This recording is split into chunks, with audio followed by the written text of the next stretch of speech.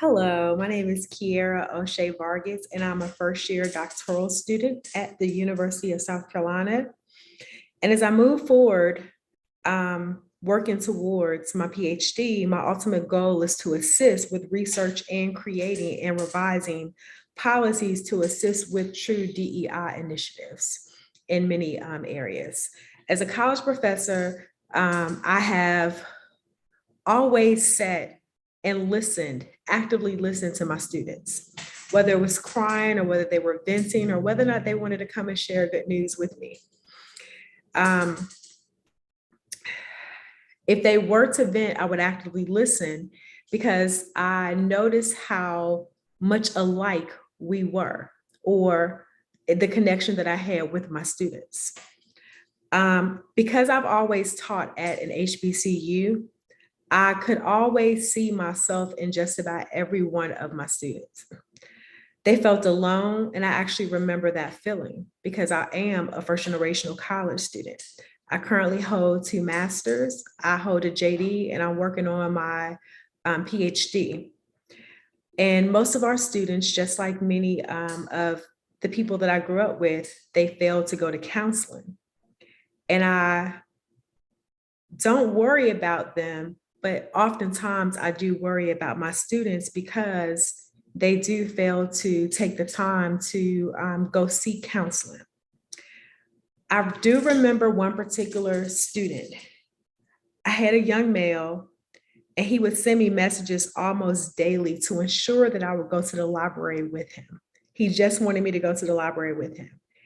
I have a 19-year-old son, and so he was about the same age as my son. He was a couple of years older than my son at that time. We had a day during a week that we met in the library.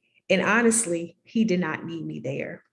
But we discussed his assignments. I reiterated things, and I reminded him over and over what he needed to do with my class, what he needed to do for my class, as well as what he needed to do for other classes. I reminded him of how great he was. I also paired him with former colleagues and some of my mentors to assist him with growth. He shared he didn't have a mentor, and I knew that he needed this. He was afraid to fail.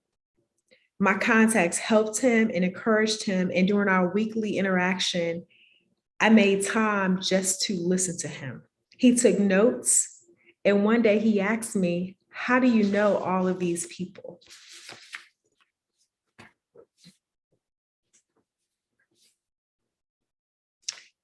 I share with him the importance of networking. One of the things that I do is I write an inmate. And I met this young man my 6th grade year at Huntington Middle School. He was a troublemaker. He was constantly suspended. Whether it was in school or out of school suspension, he was suspended. The year that I graduated from college, my very first year teaching in the K-12 system, I wrote him a letter after I noticed, after someone shared with me that he was locked up for almost 40, that he would be locked up for almost 40 years. That same year, I began, teaching at an alternative school. I taught kids that reminded me of him.